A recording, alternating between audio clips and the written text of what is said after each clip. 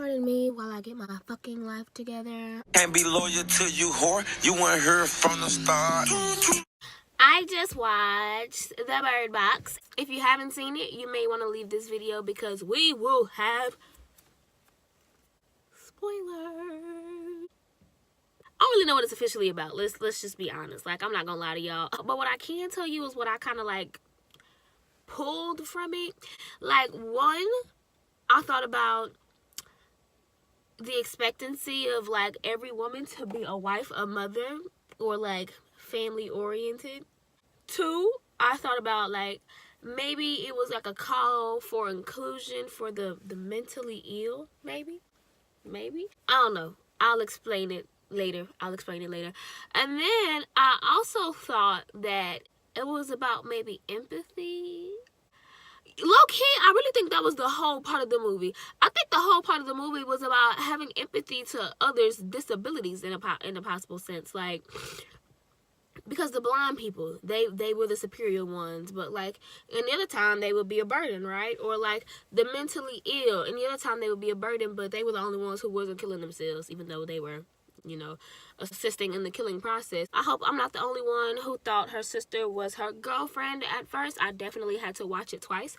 If I had to rate this movie overall, I would give it a smooth 7 out of 10, and here's why. If I were to be completely satisfied with this movie, I wish I could have gotten like a very detailed glimpse of somebody's deepest pain. For example, the girl from the hospital. What was your deepest pain that you saw that made you, start hitting your head? Or the sister in the car. Like, what did you see in the middle of the street? You see what I'm saying? The wife that came to help Sandra Bullock in the middle of the road.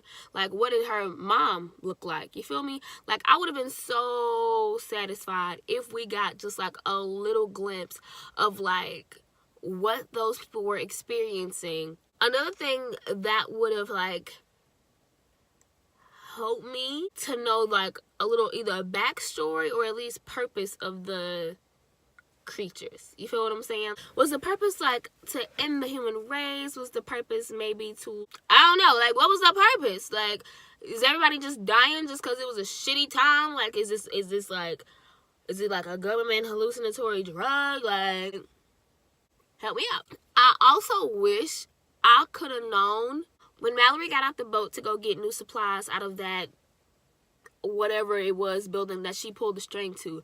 What pulled the beds that hard? I mean, we can kind of guess that it was probably one of the people who seen the creature and didn't die from it. But, like, it would have been very nice to kind of know where that end led to. Like, it was a good storyline, but it was kind of like a patchy one. So I kind of wish I had a little bit of these fillers to kind of, make 1 + 1 = 2. You feel what I'm saying? Favorite parts of the movie.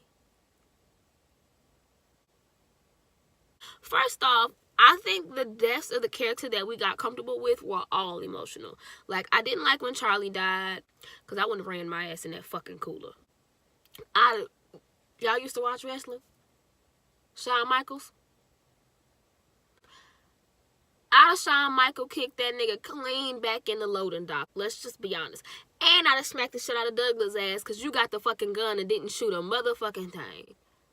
Tom's death. Tom's death was so... Oh, God. I need me a Tom in my life. Olympia's death.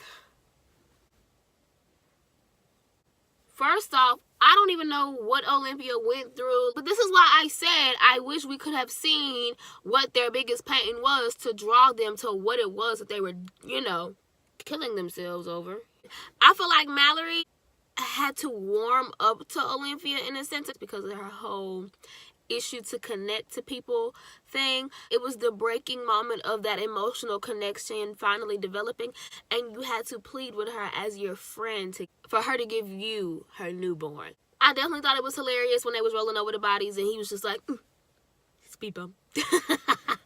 I liked the movie. I would watch it more than once. I actually did watch it more than once. For a Netflix original, I was very, very, very much so impressed. Whoever this is that's over the Netflix original section, kudos to you. And if you're not winning awards already, you should definitely win a couple of awards because that was a great movie. I know that it's like breaking record views right now for Netflix, so that's beautiful. I think that social media definitely is helping boost this up way more because the curiosity of the movie really pulled a lot of people in to watch it. Like I said, if I had to rate it, I'd give it a smooth 7. Technically I'd give it an 8. I probably would give it an 8. My man's coming, y'all. 8 what? We talking about bad bitches in movies. Yeah, movies. But I can definitely agree with an 8. You can do it an 8? And I only give it 8 because they lost 2 points for the ending. The very last 2-3 minutes of the movie is where they lost their 2 points. Up until the point that the screen went black is when they lost me. All that fucking wind was blowing and they get inside and it's nothing. Like, they could have at least had one person die when the door opened. Bird Box was pretty great. I'd still give it an 8 out of 10. Guess I'll catch y'all next time when we talk about another movie. Bird Box and we off the top. Oh, I'm about to go shop. Oh, I got the hip to the hop.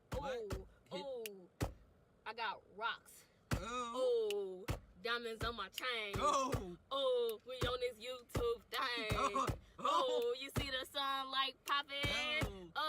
This rap ain't stopping. All right, thank you so much.